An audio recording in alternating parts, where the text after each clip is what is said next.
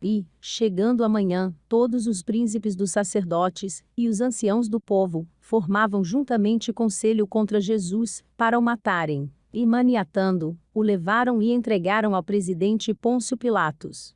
Então Judas, o que o traíra, vendo que fora condenado, trouxe, arrependido, as 30 moedas de prata aos príncipes dos sacerdotes e aos anciãos, dizendo: pequei, traindo sangue inocente. Eles, porém, disseram: que nos importa? Isso é contigo. E ele, atirando para o templo as moedas de prata, retirou-se e foi-se enforcar. E os príncipes dos sacerdotes, tomando as moedas de prata, disseram: não é lícito colocá-las no cofre das ofertas, porque são preço de sangue. E, tendo deliberado em conselho, compraram com elas o campo de um oleiro, para a sepultura dos estrangeiros. Por isso foi chamado aquele campo, até ao dia de hoje, campo de sangue. Então se realizou o que vaticinara o profeta Jeremias. Tomaram as 30 moedas de prata, preço do que foi avaliado, que certos filhos de Israel avaliaram, e deram-nas pelo campo do oleiro, segundo o que o Senhor me determinou. E foi Jesus apresentado ao presidente, e o presidente o interrogou, dizendo: és tu o rei dos judeus? E disse-lhe Jesus: tu dizes. E, sendo acusado pelos príncipes dos sacerdotes e pelos anciãos, nada respondeu. Disse-lhe então Pilatos: não ouves quanto testificam contra ti? E nenhuma palavra lhe respondeu, de sorte que o presidente estava muito maravilhado. Ora, por ocasião da festa, costumava o presidente soltar um preso, escolhendo o povo aquele que quisesse. E tinham então um preso bem conhecido, chamado Barrabás. Portanto, estando eles reunidos, disse-lhes Pilatos: qual quereis que vos solte? Barrabás, ou Jesus, chamado Cristo? Porque sabia que por inveja o haviam entregado. E, estando ele assentado no tribunal, sua mulher mandou-lhe dizer: não entres na questão desse justo, porque num sonho muito sofri por causa dele. Mas os príncipes dos sacerdotes e os anciãos persuadiram a multidão que pedisse Barrabás e matasse Jesus. E, respondendo o presidente, disse-lhes: qual desses dois quereis vós que eu solte? E eles disseram: Barrabás. Disse-lhes Pilatos: que farei então de Jesus, chamado Cristo? Disseram-lhe todos: seja crucificado. O presidente, porém, disse: mas que mal fez ele? E eles mais clamavam, dizendo: seja crucificado.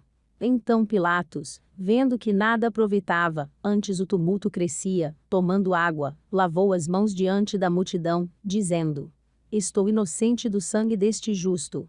Considerai isso. E, respondendo todo o povo, disse: o seu sangue caia sobre nós e sobre nossos filhos. Então soltou-lhes Barrabás, e, tendo mandado açoitar a Jesus, entregou-o para ser crucificado. E logo os soldados do presidente, conduzindo Jesus à audiência, reuniram junto dele toda a corte. E, despindo, o cobriram com uma capa de escarlate. E, tecendo uma coroa de espinhos, puseram-lhe na cabeça, e em sua mão direita uma cana, e, ajoelhando diante dele, o escarneciam, dizendo: salve, rei dos judeus. E, cuspindo nele, tiraram-lhe a cana, e batiam-lhe com ela na cabeça. E, depois de o haverem escarnecido, tiraram-lhe a capa, vestiram-lhe as suas vestes, e o levaram para ser crucificado. E, quando saíam, encontraram um homem cireneu, chamado Simão, a quem constrangeram a levar a sua cruz. E, chegando ao lugar chamado Gólgota, que se diz lugar da caveira, deram-lhe a beber vinagre misturado com fel, mas ele, provando, não quis beber. E, havendo crucificado, repartiram as suas vestes, lançando sortes, para que se cumprisse o que foi dito pelo profeta. Repartiram entre si as minhas vestes, e sobre a minha túnica lançaram sortes. E, assentados, o guardavam ali. E por cima da sua cabeça, puseram escrita sua acusação: este é Jesus, o rei dos judeus. E foram crucificados com ele 2 salteadores, um à direita e outro à esquerda. E os que passavam, blasfemavam dele, meneando as cabeças, e dizendo: tu, que destróis o templo, e em 3 dias o reedificas, salva-te a ti mesmo.